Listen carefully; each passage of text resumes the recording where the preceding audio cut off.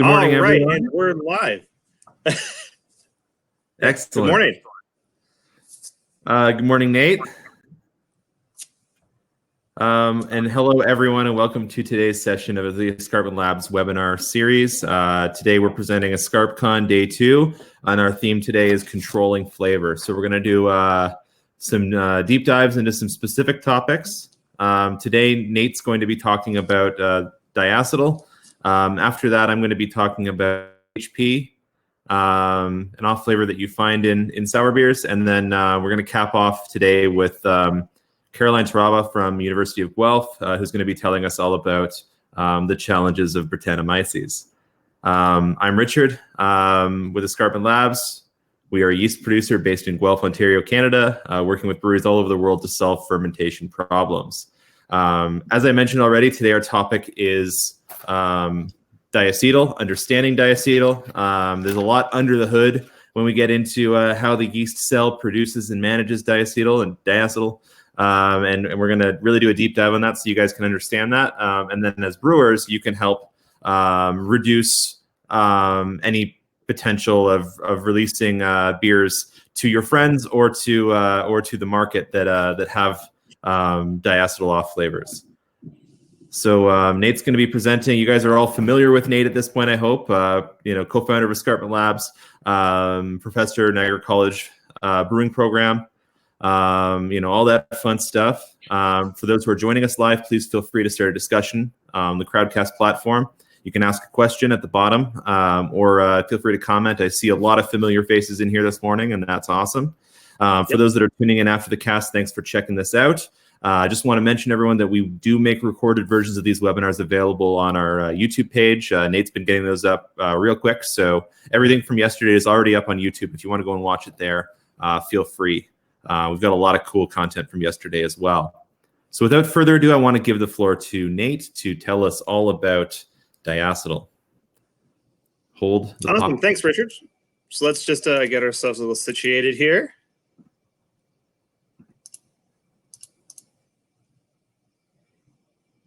There we go.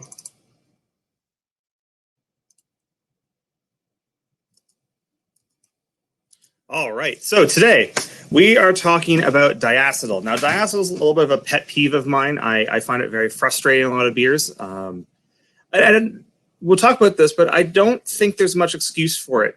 For most of the cases, when we start looking at diacetyl, diacetyl is completely controllable. It's completely, it's very easy for brewers if they understand what they're doing to mitigate it. And it's often kind of seen as, or the lack of diacetyl beer is often perceived by brewers as a way to show that they actually understand what they're doing. Now, there's a lot of, I would say, misinformation about this. And one of the big portions of today we're going to focus on is how we can actually explain these things properly to you guys so you understand how to remove this or stop its production in your beers. So we're going to go under the hood, as Richard said, and go deep into this. So as always, for any talk I give, we're going to give a disclaimer for this. We're not going to go into things that are not going to make you better brewers. The focus here is to give you useful information so that you can then take this and apply it in your breweries. I am assuming a few things for today, however. I'm assuming that you've already watched our Yeast Basics series. If you are lost or you're going through today's content you don't understand, I'd recommend you first look at that series there. You're going to get the foundational groundwork there for you to jump into today's topic. And as always, if you have questions, you have comments, you have things you want us to talk about, please leave them in the questions down below. That'll help us, guide content for today and for future talks in the future. There's already a few talks we're thinking about because of the comments from before. So good job, guys. So today we're going to go through this kind of deep dive of diacetyl in a few different ways. We're going to first talk about what diacetyl is and kind of some preconceived notions about debunking some preconceived notions as to what it is. We're going to talk about how and why diacetyl is produced, really understand why this thing is produced from a cellular standpoint. Talk about how we can control the production of diacetyl. On the opposite side of that, talk about how we can remove diacetyl. And then finally talk about dry hop creep, diacetyl, and dry yeast, and a few other kind of small topics when it comes to this. You can almost kind of think of today as an expansion or the next chapter in something we talked about with the first some of the first webinars. How to Win Friends and Influence Yeast, the timeless bestseller by Nate Ferguson. This is the next chapter in it. This would be volume 2, or kind of one of the ending chapters. There's a whole series of different chapters we're working on for this this digital pigmental book. So right into what diacetyl is. Now, diacetyl, also known as 2,3-butanedione, is one of the two molecules typically referred to as a VDK, or a vicinal diketone. Now, the other molecule here, and this is the important bit to note, because most people, when we talk about diacetyl, we're actually talking about two molecules. It's diacetyl and acetylpropanol, also known as 2,3-pentadione. These two molecules both taste very, very similar, and they're both often lumped together as VDKs, but most often talked about as just diacetyl. So when it comes to today's topic, if I say diacetyl, I'm almost always referring to both of these compounds together. Now, both these compounds have a similar, arguably, and I would attest to this, unpleasant flavor in beer. They taste like butter or fake kind of butter topping. For one summer during university, I worked in a flavor lab where you look in the back of things that says artificial flavors or natural flavors. I made those, and I can't taste this stuff without thinking about that place in a negative way. Now, in some cases with crystal malts and things like that, these characteristics can turn into a butterscotch characteristic, kind of butter plus sugars and things like that. So some people will get diacetyl or 2,3-pentadione as butterscotch. Now, humans, for many reasons, we can be quite odd. We can be quite interesting, or atypical, so to speak. Well, we can look at some people going like, "Why are you doing that?" And this is, or "Why are you the way you are?" This is a good example of this. We don't all taste these things the same way. We just don't. Humans have a sensitivity to this. So the human sensitivity to these compounds is variable across a large population and cultures and experiences. Like, what flavors you experience as you're growing up will influence how sensitive you are to things when you're older. It's the science of this is something that we're going to talk about probably at a much later point, but sensory science is fascinating. Now, the literature typically states that human sensitivity to these compounds lie between 0.1 and 0.4 ppm. And they look something like this. So the assumed human distribution is thought to be somewhat of a normal distribution, a single peak with everyone kind of clumping around the middle, tapering off on each side. This is thought to be how humans taste diacetyl. However, when it comes to the beer population, this doesn't tend to hash out. You have to remember here that the people who drink beer are a subset of the overall population. And the people who enjoy beer are likely going to be people who fit certain avenues or certain assets of this. So this was a little study that was done by, I can't recall if this is Colorado or California Brewers Association. I was judging for a statewide brewing competition. And they took a handful of judges, 16 of them, and figured out what their sensitivities to diacetyl were. And they found that a large portion of them grouped around the lower end of it. So these were people who were more highly sensitive to diacetyl than others. And then you saw everything else kind of span across the rest of the distribution. It's quite easy when you look at this that we do not see a normal, even distribution. We see very much so one-sided distribution. This is because we are artificially selecting people in the beer industry. Now, people in the beer industry tend to fall into one of two camps. They typically tend to be people who are completely blind to diacetyl, people who are on the right-hand side of this. And this makes lots of sense. Diacetyl is a common off-flavor in beer. And if you cannot detect that common off-flavor in beer, that means that you are going to be more likely to preferentially enjoy a larger amount of beers. I kind of use myself as an example. I'm much more sensitive to fusel alcohols than most people. They give me headaches and things like that when I have like beers that are over like 9% or things like that. It's not great. I don't enjoy as many beers as, say, other people who are less sensitive, and that's something that's kind of the benefit for them. The beer consuming public typically falls more so on this higher end. Or they typically are less sensitive to these compounds because they enjoy beer. While a lot of judges, a lot of people who are kind of or super tasters or things like that typically fall on this lower portion here. We could have a whole conversation about that, but that's a conversation for another time. We see large variations in thresholds is what we're trying to see here. So just because you taste something doesn't mean that everybody else is going to taste something. And also, just because you don't taste it doesn't mean that other people aren't. One person's not right or wrong. You're both correct. It's all based on what your physical competencies are. So why should you care?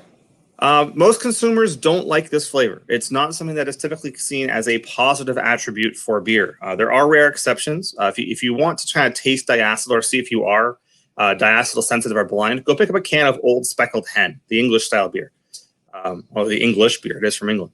It is known for having diacetyl in that beer. It's one of the flavor things they're actually shooting for that beer.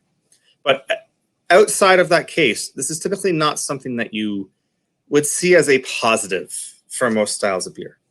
Now, most diacetyl issues, actually I would say all diacetyl issues, can be avoided. This isn't one of these things that just sometimes happens. You don't have any control over it. This is typically caused by either a mismanaged fermentation, contamination, or poor health organism. All things that are negative and all things that you as the brewer can change and have influence on. It's never a good thing. Now, a diacetyl-free beer is often a sense of pride and kind of a sign that a brewer knows what they're doing. It's good. There are certain things that you can do as a brewer, you can arm yourself with, that will show you how to reduce this compound inside your facilities.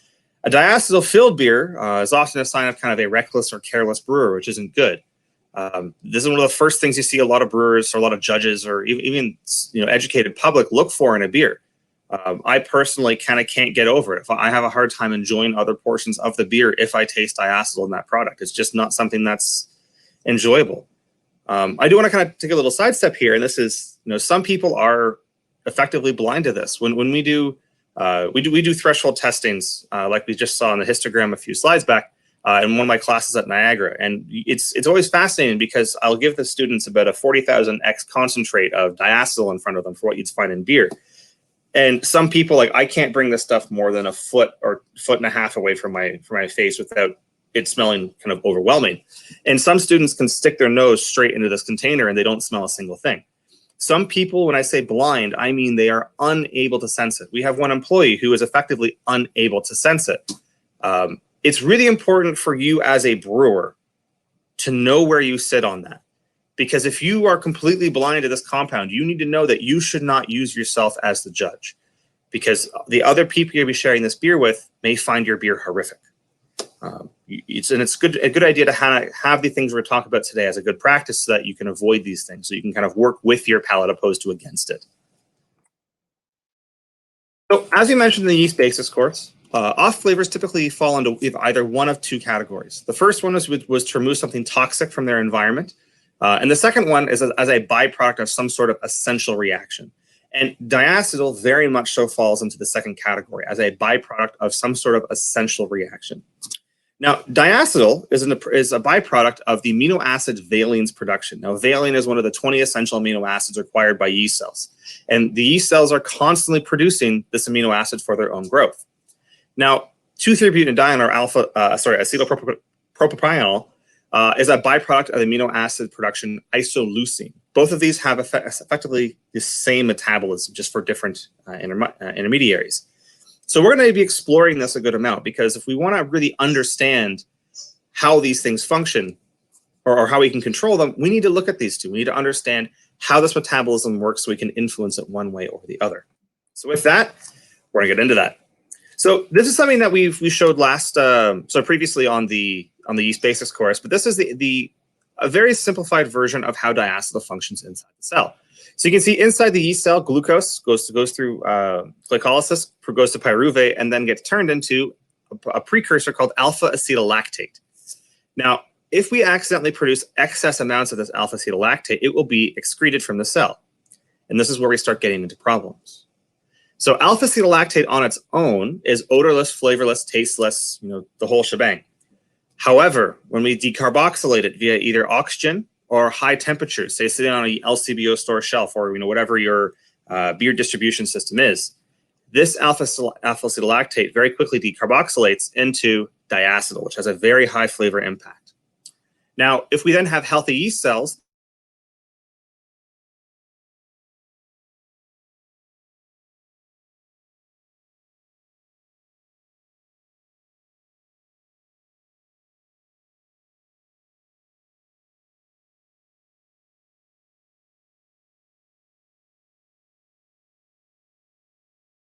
the no lab, no problem talk. But we're going to look at this a bit more in depth today. Now, I know this slide can be a little overwhelming, and we're going to simplify it quite quickly. What I want to do is kind of walk everyone through the very basic kind of fundamentals of what we're looking at here. So we'll start from the left-hand side, the pyruvate, top left.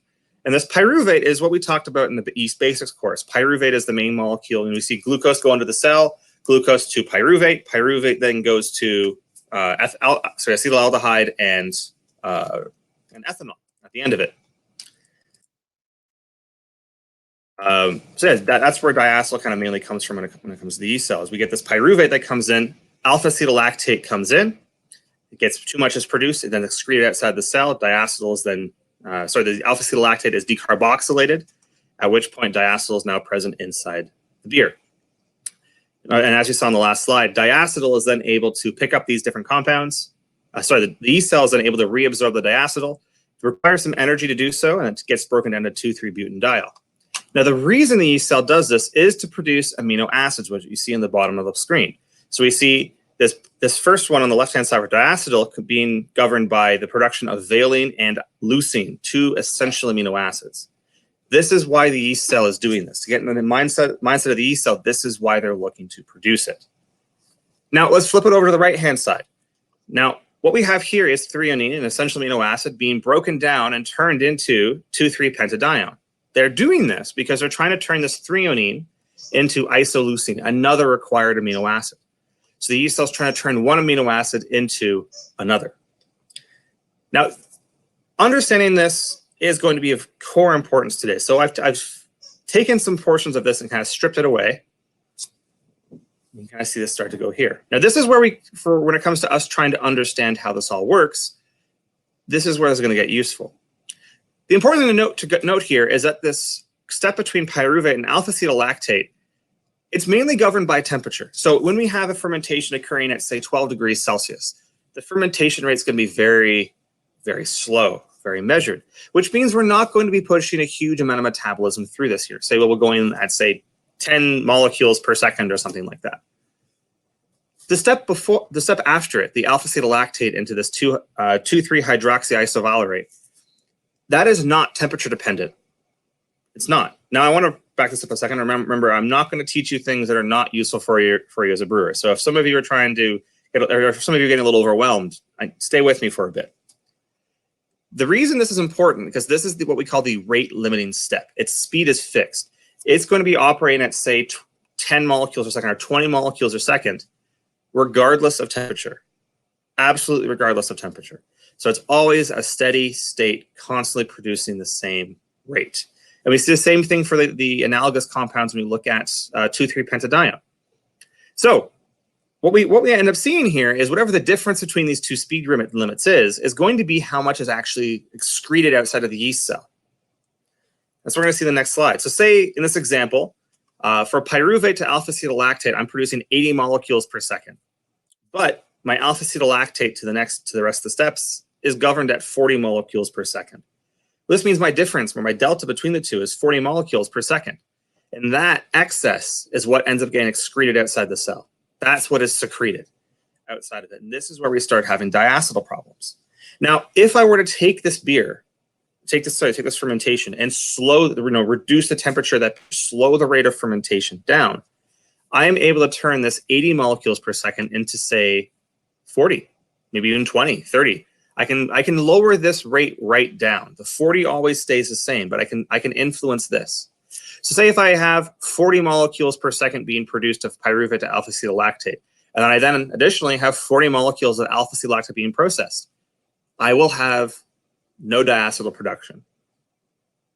This is an oversimplification. This is there's a lot more complexity to it, but from a brewer's useful information, from a functionality standpoint, this is useful for you guys to know. So that's what we're trying to govern here. Based on fermentation temperature and fermentation rate and a few other things, we have a large amount of ability to actually influence diacetyl rates on here. Now, obviously, it's not that simple. Otherwise, there wouldn't be a whole presentation of it. So there are other things that can impact it, which we're now going to get into. So as a brewer, how do you know if this has actually happened? How do you know if you have pushed past this value? And the easy answer here is you're always going to push past this value. Almost every single fermentation that I am aware of, actually I can't think of one that isn't, you're going to be pushing past this value. You're going to be excreting alpha-acetolactate into the environment. It's just going to happen. Now, in order for us to taste this in a beer, this alpha-acetylactate has to be decarboxylated into diacetyl or 2,3-butadiene and pentadiene and things like that. So it's always going to be present. It's always going to be. There's no way around that. Now, this is why you have a lot of breweries do what we call a diacetyl rest, or they simply add aging time at the end of fermentation. Alex is going to talk about this a bit more tomorrow when he talks about when he goes to the no lab, no problem conversation about how we can actually do a test to determine the alpha-acetylactate content in the beer. But I do want to take a little bit of a time now and kind of talk about what the conditions or what the end result can be if you don't take care of this. So I'm sure we've all been in this scenario where you go to some sort of beer store somewhere you can buy packaged beer. Usually when it's on a warm shelf or something like that, you pick it up, you bring it home, you get excited about this beer, you try it, and it's just a diacetyl bomb. And for me, one of the first things I used to think about was, how did the brewery release this to the public? How did they not know this beer tasted horrible? And the reason for it is as such. That beer at that point had a high concentration of alpha-acetylactate, the odorless, colorless, tasteless product. So when you taste that in the brewery, it's tasting great. It's tasting phenomenal. It's let's share this thing. We want to get this in people's hands. But as that beer warms, as that beer maybe picks up a little bit of oxygen due to packaging and things like that, that alpha-acetylactate is going to decarboxylate and turn into diacetyl. That's where brewers get into problems for this. Not testing and not looking at the alpha-acetylactate concentration and just seeing how much diacetyl I have can be a problem. It is going to be a problem. And you can see this on the right-hand side. So this chart shows here that we see for over fermentation rate, fermentation days. The bottom here, you can see is diacetyl levels. And the diacetyl stays relatively low. However, the alpha-acetylactate can remain quite high. And you can see near the end of fermentation, it starts going down. It'll keep on going down and down and down and down and down until you reach about zero. Where brewers get into problems is, say you're right near this deceleration portion, gravity's usually stabilized right around here, and you cold crash the beer, therefore locking in that alpha-acetylactate concentration. This is where brewers get into problems. A lot of problems with this. So, and to kind of give you the summary of this, what we're trying to do with the forced diacetyl test is take this flavorless, colorless, tasteless alpha-acetylactate either via high temperature, decarboxylate, break it all down so we can actually taste the diacetyl. But I'm going to let Alex dive into more as to how you actually do that. So we'll take it from the next logical step. You have diacetyl. You're going to. There's no way around it. Your beer is going to have some diacetyl in it. Now what?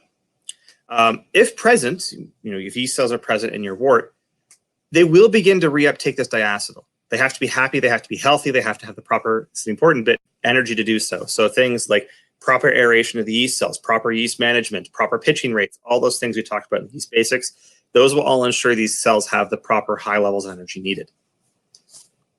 If the yeast cells and all the things are present, we're going to see those yeast cells absorb that diacetyl, apply energy to it, and break it down into acetone and 2,3-butanediol, and also break it down to 2,3-pentadiol.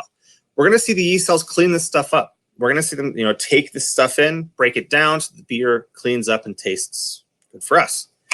Now, if the yeast cells are stressed out, if the yeast cells were underpitched, if the yeast cells weren't properly aerated, they won't have the energy to do this. So they'll produce all the diacetyl in their environment, but we won't see that steady decrease of concentration throughout the fermentation. It's not going to happen. The yeast cells require energy in order for them to actually pull this thing off. So you have to be proper to your yeast. You have to take care of them. So now we've kind of covered why the yeast cells produce these things and kind of how they do so. We're now going to talk about how we can actually control it. When it comes to managing any sort of flavor compound, whether it be esters, fusiles, diacetyl, acetaldehyde, any compound, we always have kind of two avenues we can approach this.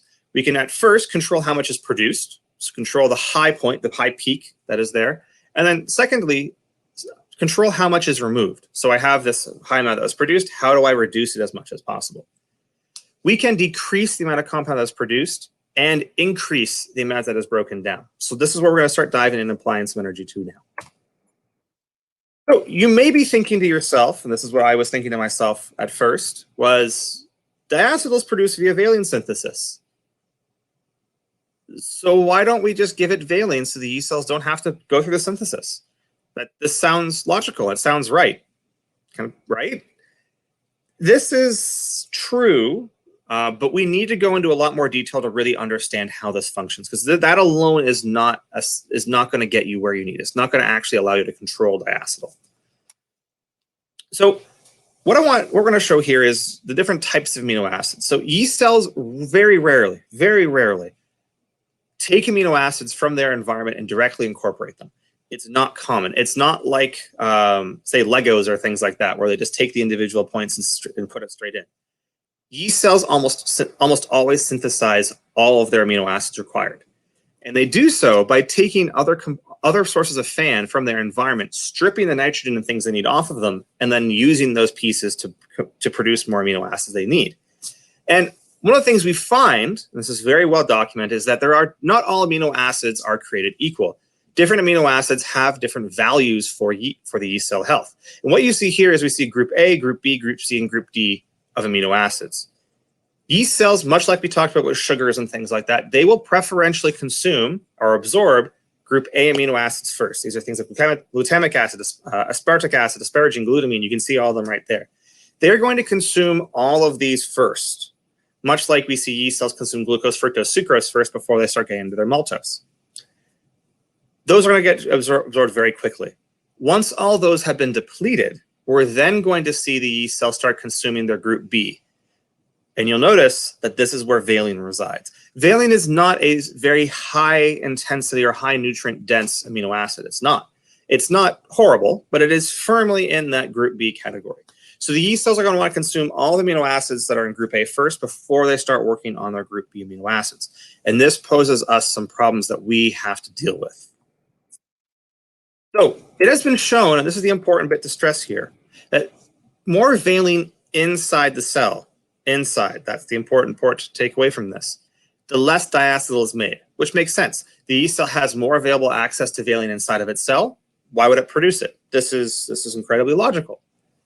However, if I start increasing the amount of group A amino acids, so I start giving this yeast cell tons and tons of FAN from all sorts of different sources, what I actually end up with is less valine being absorbed because the yeast cells are consuming large amounts of this group A, therefore they're not absorbing my group B. They're not absorbing valine. And what we end up seeing is we actually see more diacetyl being produced. So this is a balancing act here. Now, to hark back to something that we talked about in the Yeast Basics series, adding more FAN can also have some other negative issues to it. Increased fusel alcohol concentration, other off flavors. This can be a negative. You don't always necessarily want to do this. Controlling FAN is of utmost importance. So what should you do? We know that if we just give them more FAN as a generality, it actually doesn't work as the way we expect it to. We need to give them just more valine. So how do we do it? We actually alter the ratio of this amino acids present. And there's an easy way for us to actually do this. So this study has been done several times. What you see here is the amino acid profile of a handful of different types of malt. So we start off here with green malt on the left-hand side, which essentially is unkilned malt. So it's been fully modified, fully germinated, things like that. We then have lager malt, so things akin to your Pilsner malts, pale ale malt, more of a North American style malt, like a two-row, caramel malts, crystal malts, black malts, and chocolate malts. So we have an increase in the amount of kilning temperature from left to right, and then an increase of modification as well. And what you see is that the lager malt, the beers that are meant to produce these styles of beer that have really, where diacetyl is very prominent if present, they actually have a higher concentration, not just valine, but also leucine and isoleucine. All the amino acids that these pathways are inhibited by. Malt selection, if you're trying to control diacetyl production, is very important. It's incredibly important. And it all comes down to your FAN composition. Now, one thing that's really important to note here is that these values will change from year to year. They're going to change from mulch to mulch. They'd arguably change from batch to batch. There is a large amount of amino acid variation that changes as with every single year. Malt is not a static thing. It's based on the environment. It's based on the climate. It's based on everything. So based on what the growing conditions were like that year, we're going to see some play in these numbers. But a consistent trend you see is that these malts, these pilsners or lager malts, have a higher concentration of these amino acids. So when you supply these amino acids to the yeast cells, we're not going to have to produce as much diacetyl because the yeast cells already have these precursors present. Lighter kiln malt, typically the more valine, which is pretty neat. So with all this, you might kind of have the following thing going through your head, or you might be thinking about, I was at least. If more fan is good, or more valine is good, and fan contains valine, why not just supply more and more fan to increase valine? I mentioned this a little bit before because I got a little excited about it, but you really need to focus here on how much valine is present inside the cell. You really need to make sure that you're providing the maximal amount of valine to these yeast cells as possible. Now, you don't necessarily want to reduce the amount of group A amino acids because those are very useful amino acids from the yeast cell in regards to growing and producing all the things they need. But doing things like choosing lager malts when you're trying to make beers that are more sensitive to diacetyl probably is a good idea because you're going to be enhancing the level of valine relative to everything else, reducing the likelihood that these things are going to be produced. Now, beyond fan and its composition, there are a handful of things that also have an impact on this. Fermentation rate has a huge impact on the rate at which valine is produced. Sorry, at which diacetyl is produced. This has to do with we believe this has to do with the efficiency of valine production and the rate limiting steps in its synthesis. So if we ferment a beer very quickly, say I ferment this entire beer, go from OG to FG in about 24 hours, I'm going to see tons of pyruvate being turned into alpha-acetylactate very, very, very, very quickly. However, if that same fermentation that previously took 3 days is now drawn out into 7 due to a slower fermentation or a colder fermentation, I'm going to see that pyruvate to alpha-acetylactate be slowed down. Therefore, more is going to get efficiently converted into valine. The slower we ferment, the more efficient valine is produced, therefore the less diacetyl. The faster we ferment, the less valine is produced, the more diacetyl is going to be produced, is going to be present. So to kind of run through that as an example, say we go a colder fermentation. We're going to be producing, say, 20 molecules per second of pyruvate to alpha-acetylactate. And if alpha-acetylactate is able to handle this, say its rate limiting step is 20 molecules per second, no diacetyl will be produced. Good job, brewer. This is what we want. Now, in a real-world scenario, this would be probably like 40-20 or 50-20. Parity like this is almost never possible. But you will see a significant reduction. Now, if I take the same procedure and I increase the temperature, say go 80-20, I'm going to be having about 60 molecules per second of alpha-acetylactate being secreted outside the cell, which is going to cause us some problems.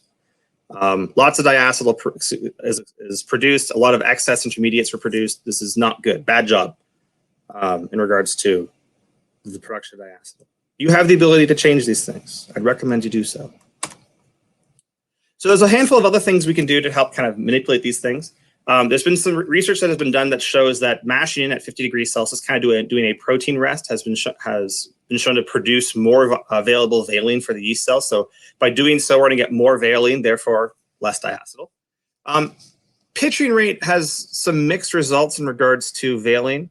Some people suggest that, there's been some evidence that shows that increasing the pitching rate actually increases diacetyl. So more yeast equals more diacetyl. But this is likely attributed to the fact that more yeast equals faster fermentation rate, therefore, more overwhelming of that rate limiting step. So there's a lot more research is needed on this, but there's some confused data in here. Cell health is a big one. Yeast cell health is huge. If the yeast cells are poor health or not functioning properly, we're going to see all these pathways get kind of mucked up, and it's not going to function as needed. And of course, strain selection has a huge impact on this. Absolutely huge impact on this. Some strains are just known to produce more diacetyl. Things like ringwood are just known to produce a large amount of diacetyl. You have to take care of that. Some lager yeast produce large amounts of diacetyl. There's no way around it. Now that we've kind of tackled how we can produce it, we're now going to talk about how we can get rid of it. That's the second part of the controlling any sort of flavor compound. So removal of diacetyl is not as well understood as its production. It's just not. It's a much more multivariable process in regards to relative to its production. So there are two things we need to focus on when it comes to its removal, though, and that is the rate of decarboxylation, so the rate of alpha-acetylactate being broken down into that diacetyl, and the ability of the cells to reuptake this diacetyl. There are some other solutions which we're going to talk about at the end of this, and those are some enzymes we can add. ALDC is the main enzyme, and diacetyl bioreactors, which is kind of a fun like 1980s, early 1990s project that we're going to look at. So decarboxylation of the precursor can be the rate limiting step for a lot of fermentations.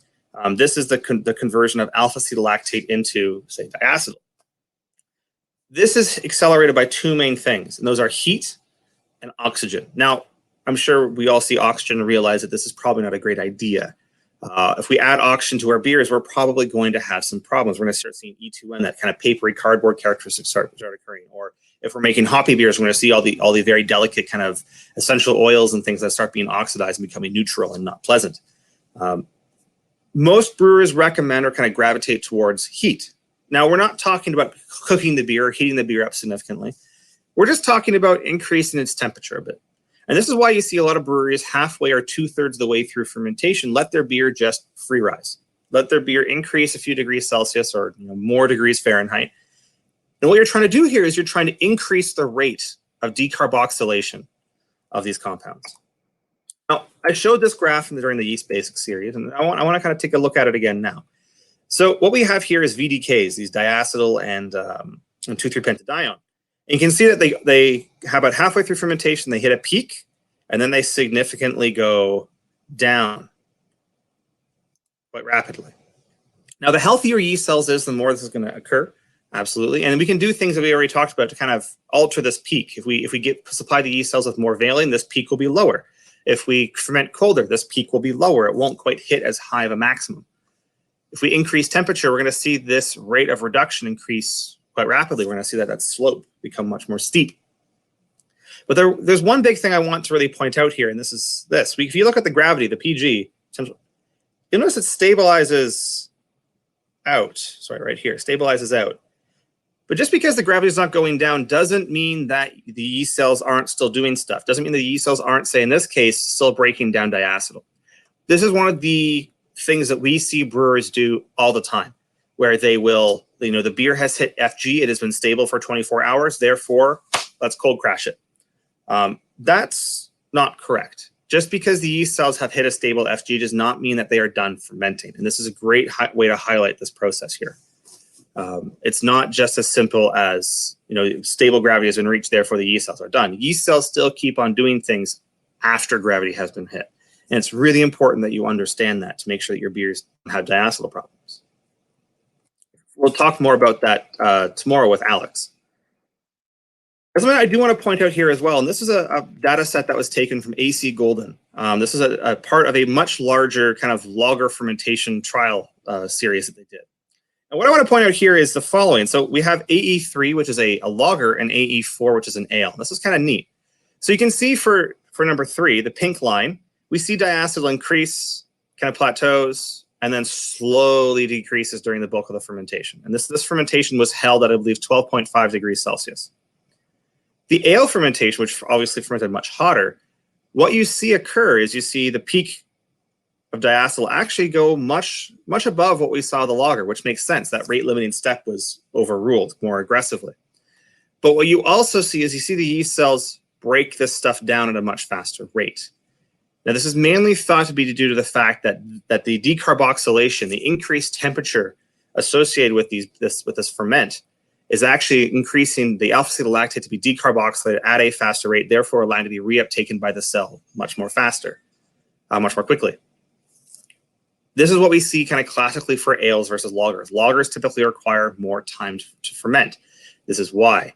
This decarboxylation step can be a rate-limiting step for this reuptake. For most lagers, and this study, if you want to go through it, I believe this is from the CBCs, but 10 years ago, actually. They did a trial where they took the same ferment, but the same lager yeast, and they fermented it much warmer, and you see the amount of diacetyl decrease much more significantly. So this suggests that this reuptake rate is heavily dependent on the decarboxylation of alpha-acetolactate and not just its production. So there is technically a third option when it comes to decarboxylation, but it's much harder to implement. And this is something that it's an important thing to note because it's an exception.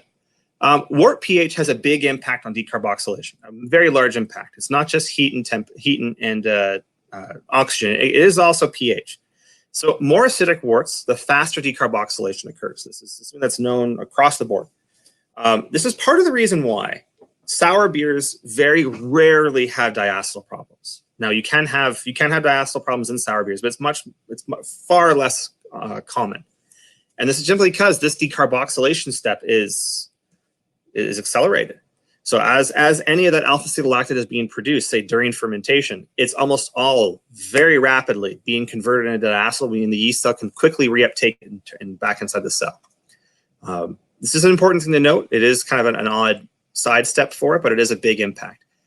There have been a little, like this is reaching into the realm of anecdotal evidence, not research. But some people have suggested when you're making lagers and things like that, that by adding more acid to these beers, by making a lower wort pH, like a 5.2 versus 5.4 or things like that, that you do see less diacetyl problems. And this is argued to be the reason why. More research would be needed on that, but there's just kind of some people who have anecdotally talked about that. It's an important thing to note. Which then brings us to the removal portion, not decarboxylase, but actually the reuptake. As mentioned in yeast basics, you need your yeast cells happy. You know, go team fermentation. Make those fans proud. If your cells are happy, they're healthy, they have tons of energy, they are going to be able to reuptake this diacetyl, break it down into acetone and 2,3-butanediol, and be done with it. It'll be gone. If your yeast cells are happy and healthy, they'll do this no problem. But if your yeast cells are stressed, they're not going to do it. So if you start having some fermentation problems, you start noticing diacetyl occur, this can often be a sign that you're not managing your yeast cells properly. If you're doing these things like making sure you give the yeast cells more valine, choosing lager malts over other types of malts when you're trying to make beers that are more prone to diacetyl problems. If you're doing any of these steps that are, going to reduce the amount of diacetyl being produced, and you're still having diacetyl problems in your beer, it's likely due to the fact that your cells are stressed out. That's kind of when it comes to a flow chart of triage, so to speak, of trying to figure out what's going wrong with this beer. If everything else on the front end is kind of being done to mitigate this stuff and you're still having the problem, it's likely your yeast cells that have a problem. There are some other options. As I mentioned, these are kind of the other elements. There is an enzyme you can add called alpha-acetolactate decarboxylase. And this is just an external enzyme, or what we call an exogenous enzyme. This enzyme breaks down alpha-acetolactate right before it's ever even hits the yeast cell. This is really impactful because it means that the yeast cells don't have to go through this energy to break it down. My personal perspective is this: if it works, go for it. And then we have a handful of clients that do use it. There is some stigma around it, but I think a lot of those things, much like GMOs and things that are starting to fall by the wayside. And to talk about a bit more as to how this enzyme works, where normally, you can see on the left and bottom side, this would be how yeast cells typically facilitate this. Alpha-acetolactate via heat or ox will be broken down diacetyl, and then diacetyl will be then reabsorbed and turned into acetone inside the cell.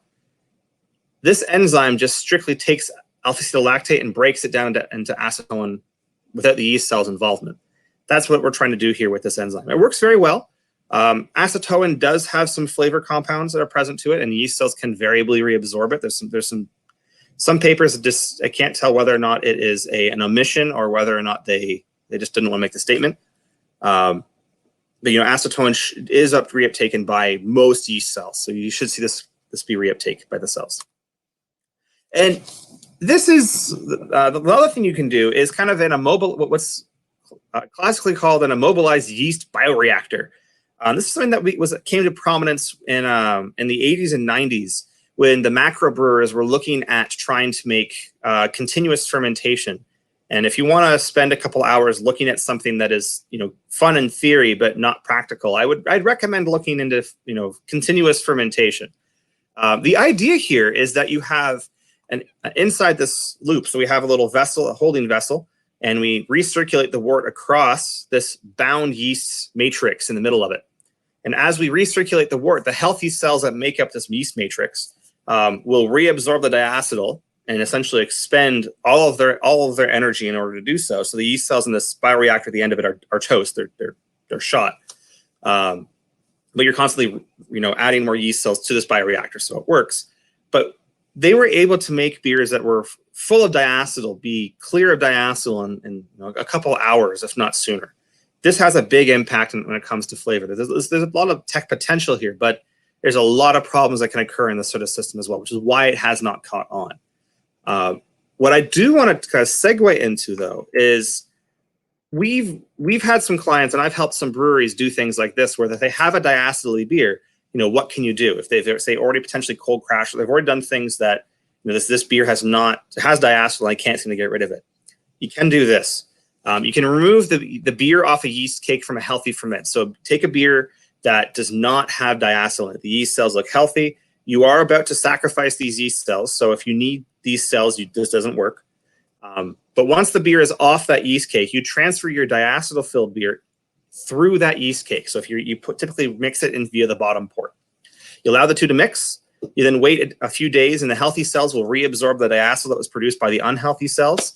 And what you typically get at the end of this is a beer that is free of diacetyl.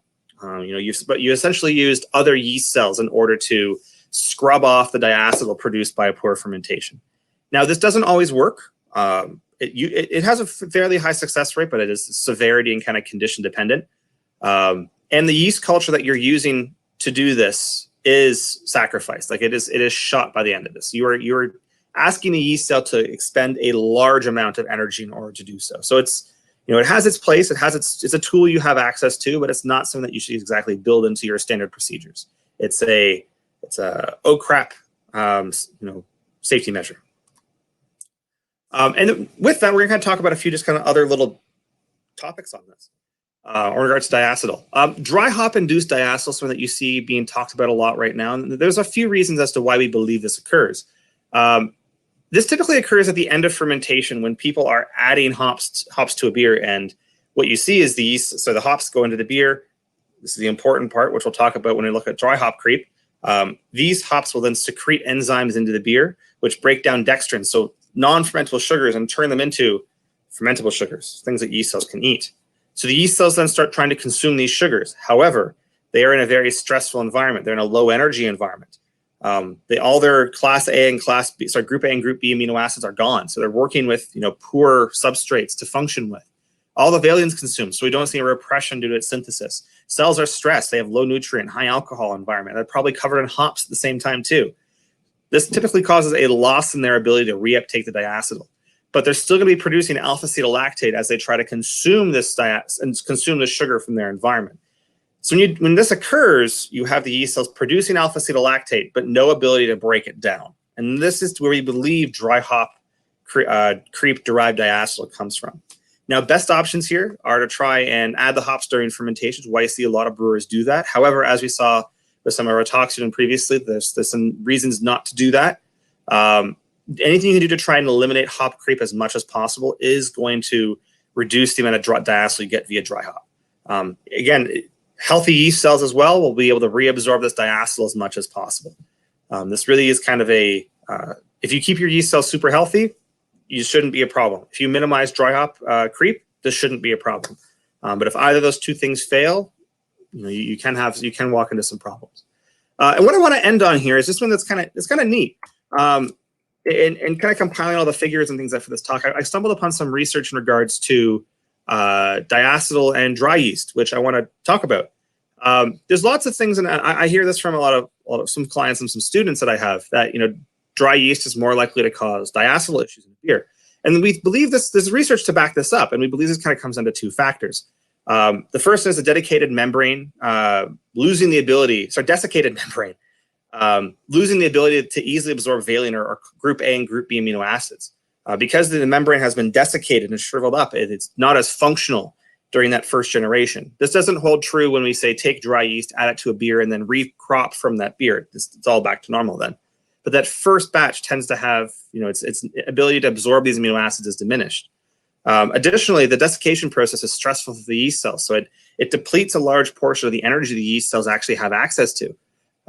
Much like we saw with dry hop creep, we have the result is low nitrogen availability and low energy, which can result in diacetyl. Now, this is a little chart that was pulled from a paper where it showed the different types of dry yeast from different manufacturers, if I recall correctly. There's a few studies on this. I think I have the right one. But it showed that the viability or the health of these yeast cells out of the pouch is very different. Before we go further, I do want to point this out. I'm not trying to knock dry yeast. If Escarpment Labs could produce dry yeast, I absolutely would be pushing for us to make dry yeast. I think dry yeast is a very useful product. It's just important to note that there are some drawbacks to it. If we could produce dry yeast, I'd be doing so very soon. What we saw with this, and this is the other bit to point out, that not all yeast strains are equal, especially when it comes to dry yeast. If you look on the left-hand side, so diacetyl strain A, the fresh yeast, you can see here that it doesn't actually produce much diacetyl during the entire fermentation, and it reuptaked it very quickly. But the dry yeasts, same strain, just different methodologies, we see a much higher peak of diacetyl, and it took much longer for that diacetyl to be reuptaken. That's strain A. We look at strain B on the right-hand side, and we see that both the fresh and the dry had a high peak. The fresh still had a lower high peak and still reabsorbed at a rather faster rate. But the dry yeast did reabsorb quite quickly. Some yeast strains are going to produce more diacetyl no matter what. I'm very curious about this. I wish I could get my hands on these strains because this asks a lot of questions. What I did think was also very interesting, and that's why I take a quick couple seconds to sit on for a bit, is we know this to be true, and this is just a really interesting, or a really good example of it, that the more valine we have inside the cell, the less diacetyl we're going to be producing. What you see here is valine uptake in black and diacetyl production in white. And you can see that they're inversely correlated. The more diacetyl the more valine uptake, the less diacetyl is produced. The less valine uptake, the more diacetyl is produced. You can see this on the dry more to a greater degree than we see with the fresh, where very beginning, because of that kind of weird membrane, it's unable to take in these nutrients, and we see diacetyl increase quite significantly. As soon as the membrane stabilizes and we're able to uptake valine at a faster rate, diacetyl production decreases. For the fresh yeast, it's more consistent. They're able to more evenly uptake valine, therefore diacetyl is lessened. But once all that valine is consumed, which you can see right here, diacetyl spikes. And this is the same strain B, but we see the same basic inversion where when valine uptake is increased, diacetyl production decreases, and when valine uptake decreases, diacetyl production increases. It highlights that phenomenon very well. And with that, that's today's presentation. We did a much deeper dive in diacetyl than we did during the Yeast Basics series. And yeah, I hope you guys kind of gleaned some useful bits out of today's talk. With that, I am going to invite Richard back into the fray, and we'll start going through some questions.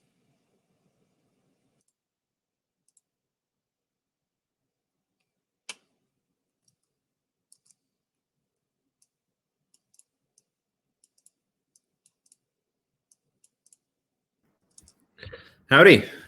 Hey, all right. Good. Okay. We do have a few questions, and I just want to say thanks, Nate, for the informative talk.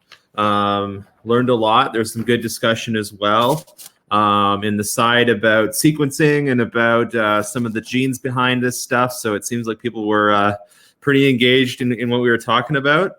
Yeah. We got a few questions here with a few votes. If anyone is listening in, feel free to upvote your favorite questions. And I also just want to mention that we do have more content coming up today as well as tomorrow. Pretty much got the whole Escarpment team, and then another related researcher pitching in to get some new knowledge out there.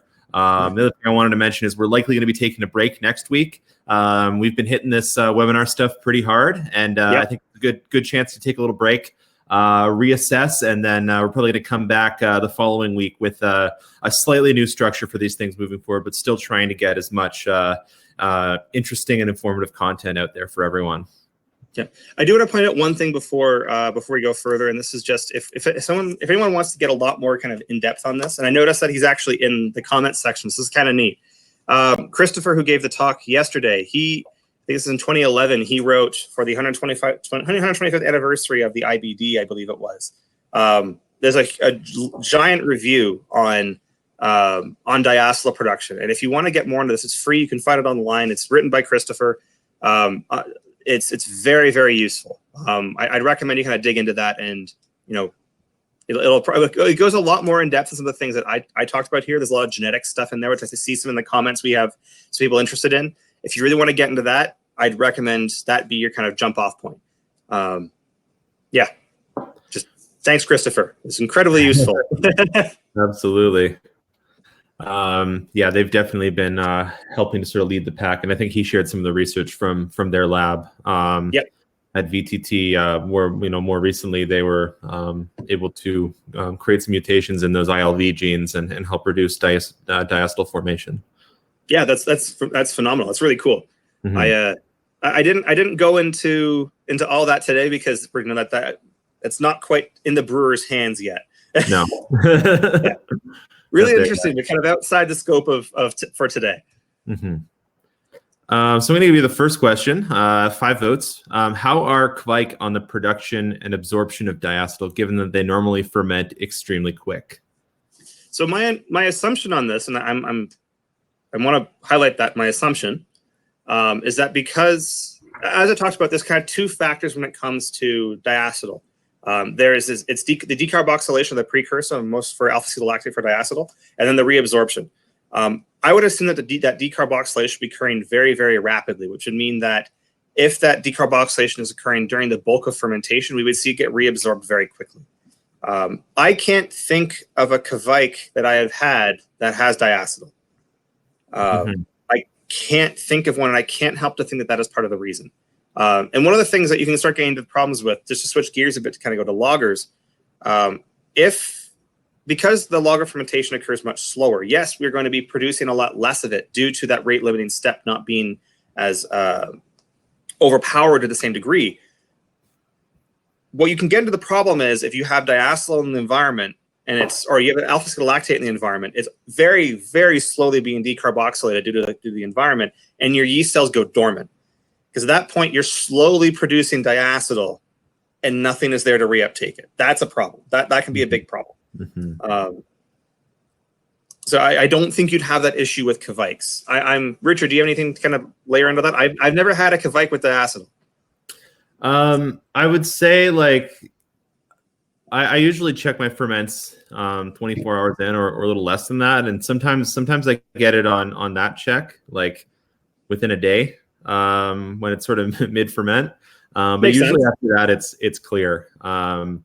I haven't had any Kvike fermented beers fail a forced diacetyl test. It's been I think a couple commercial beers that we've troubleshooted where there has been some diacetyl flavor at the end.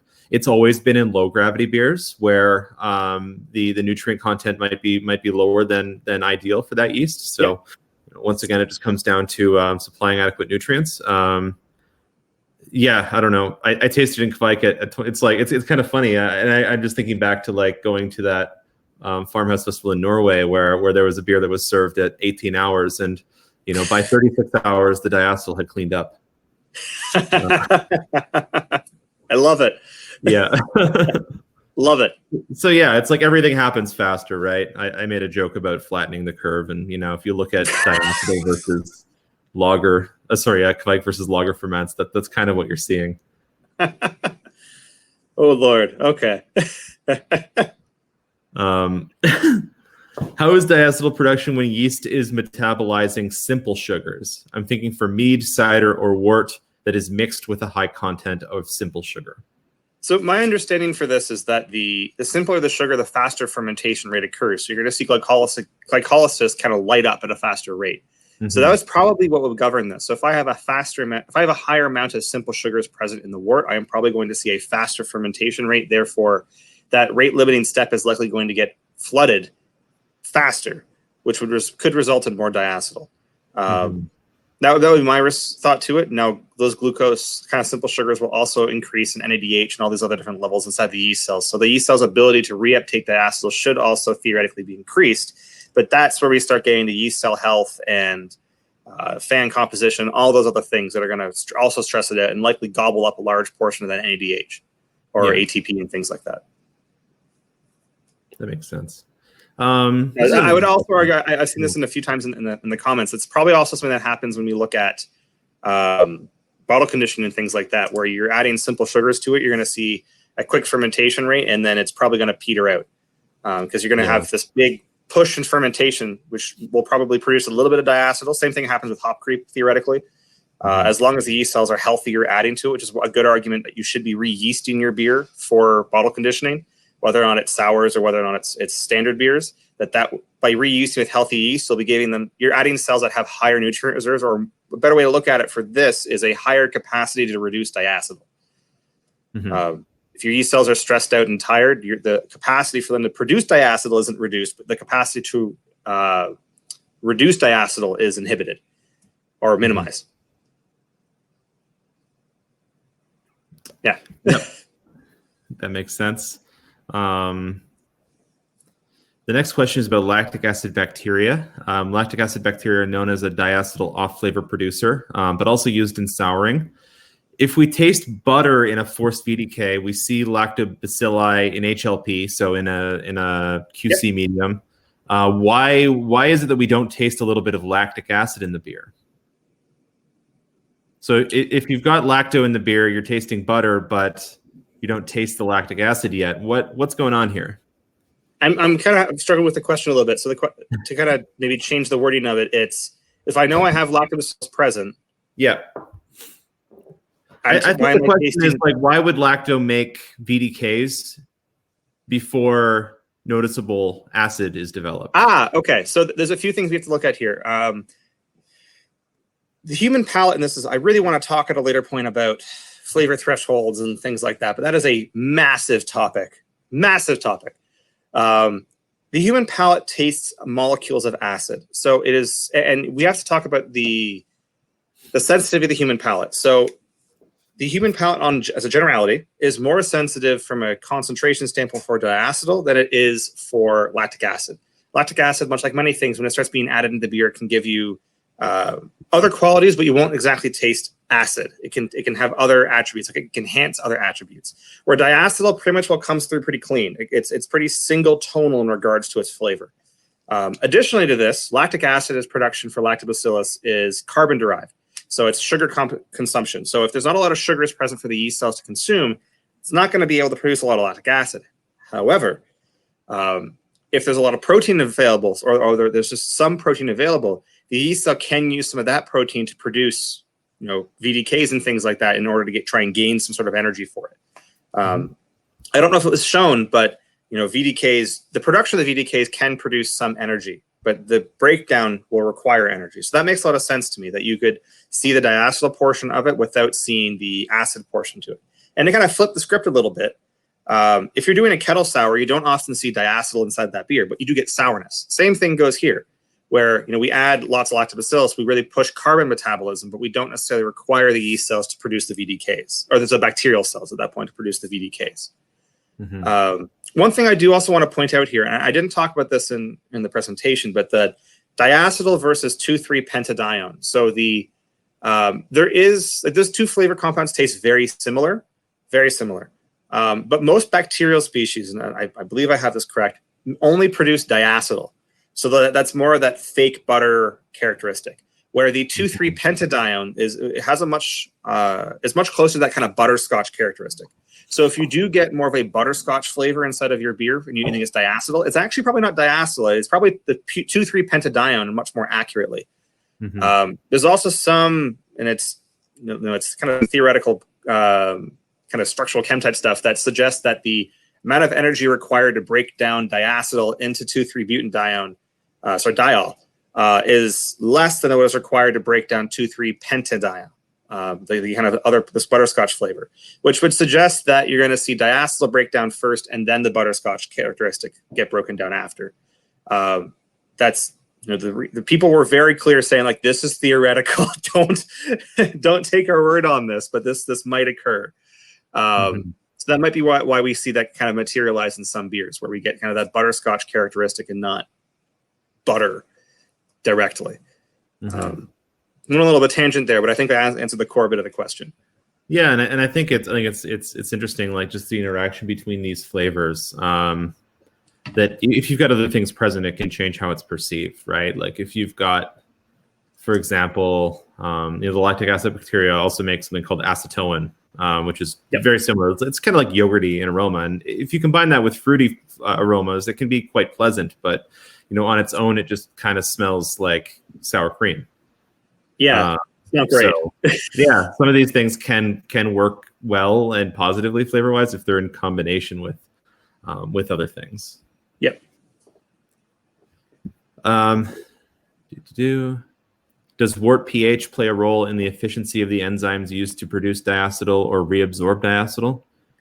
Yeah, we talked about that. Mm-hmm. So the lower the pH, the increase decarboxylation occurs, just chemically. So if we have a lower pH wort, we're going to see more a higher rate of alpha-acetolactate decarboxylation. Mm-hmm. That's well known and well characterized. That was pretty straightforward, I think. I don't think there's much else to add to that one. Don't really check your water and make sure you're not like the first brewery I ever worked at commercially. If you think like in Guelph, we have really hard water. This place has even harder water, and I remember mashing and checking wort pH. It's like, oh, the mash pH is 6.1. What? And we had diacetyl issues. Looking back on it, when I was, early 20s, like, yeah, shocking. That's not surprised that we had that problem.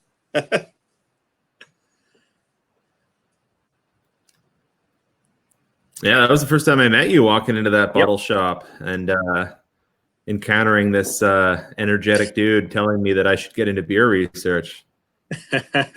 And here we are. Here we are. That's pretty funny.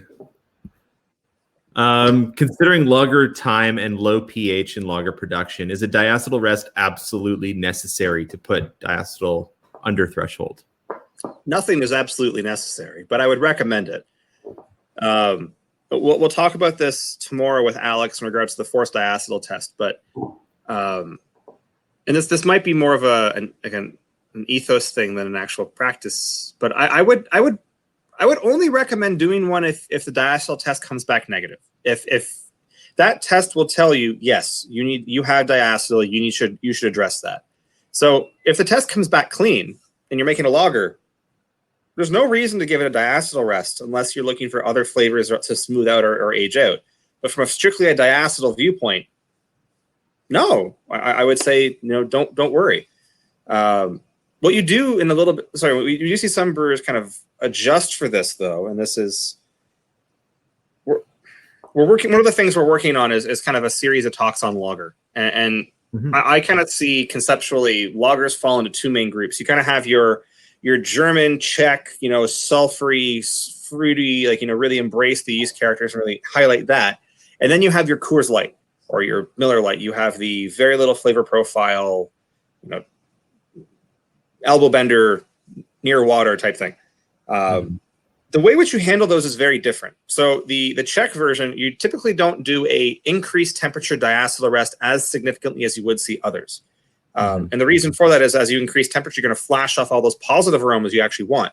But when you go with the light lager version, they will do free rises. They'll let those temperatures crank up because they don't care about these delicate flavors. They just want diacetyl gone.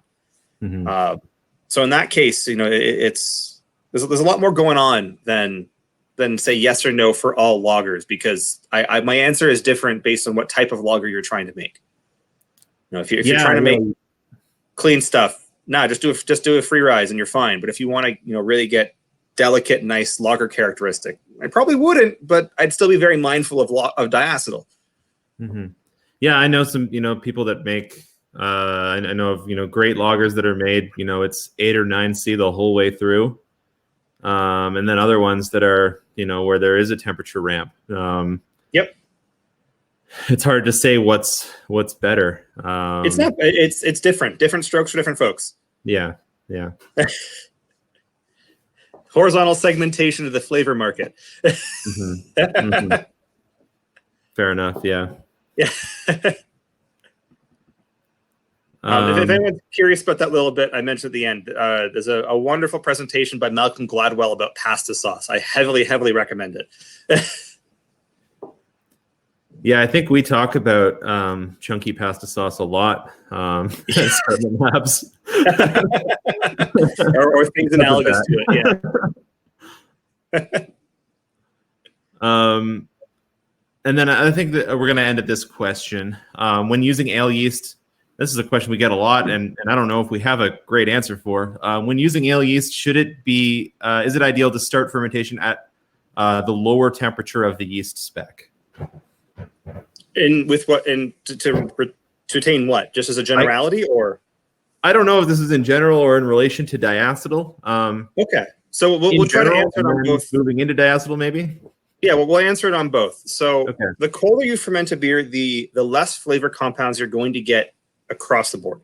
So if you're, and we kind of mentioned this in the part 3 for the yeast basics course, where if I want to really, mute the characteristics or the expression of a yeast strain, one of the ways I can do this is by fermenting colder. So I'll see less diacetyl, I'll see less acetaldehyde, I'll see less esters, I'll see less positive characteristics in that strain as well. So if you really want to try and tamp everything down, do it. If you want less everything, cold temperature is the right way to do it. Is the right way to do it. Same as pressure. If I add, increased head pressure, I'm going to slow everything down, and that will neutralize it. However, oftentimes you want those characteristics. So if say you want to really push the apricot characteristics of a certain yeast strain, then that's not the way I would approach it. I would go for a higher temperature and try to really accelerate some of those flavor compounds. And in doing so, I would want to make sure that other things are controlled. I would want to make sure, say, I probably over aerate, just because the solubility of O2 at those higher temperatures will be less. Therefore, I need to add more to stabilize the proper amounts. I probably want to make sure that my yeast cells have proper nutrients available to them. Make sure they have proper veiling and fans so that the yeast cells don't produce diacetyl en masse and they have the energy required to break it down. It's not as simple as would you always recommend. What I would always recommend is to start your fermentation 1 to 2 degrees Celsius below your desired fermentation temperature. I always recommend that. So if you want to ferment at 22, knock out at 20 to 21 and let it increase in temperature 1 to 2 degrees C. That's just a stress thing that yeast cells do not, they really enjoy. The yeast cells do not like being chilled. They just don't typically like it. I don't know how much, if you have anything to add on that one? Yeah, I think, there are definitely some strains that don't respond well to temperature drops. Like we've seen it with Kvike, where if there's too much of a temperature drop, it seems like it can really stall out a fermentation. So, we do typically recommend people, pitch below their target fermentation temperatures. The yeast gets a chance to rise up to that temperature.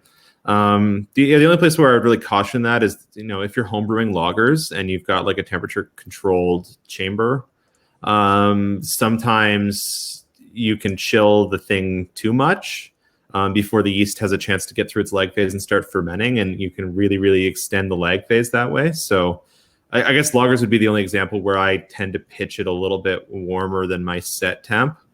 Which is great because then I'm, saving on cool out as well. So, if I'm fermenting a lager at 10, I'll probably pitch it at 14. And that can help to give the yeast a little bit of a head start. And so we're not just like overcooling it before it gets a chance to get going. I would also recommend that because we've seen this commercially with a few clients where they'll do things like this. Let me just gather my thoughts for a second. Yeast cells in a fermentation tend to settle to the bottom of the tank.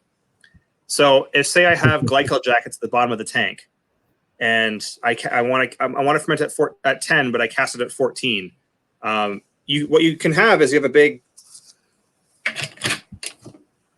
fermenter, and the glycol jackets on the bottom kick in, and all the yeast cells are present in this bottom portion, and they go into dormancy because all the cooling is applied here, and then the rest cools down to say 10 degrees Celsius, but your yeast cells are still dormant here because you shocked them quite quickly.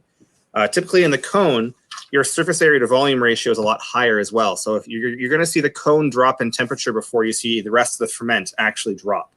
If that's where your yeast cells are located, they can endure a higher level of stress than normal.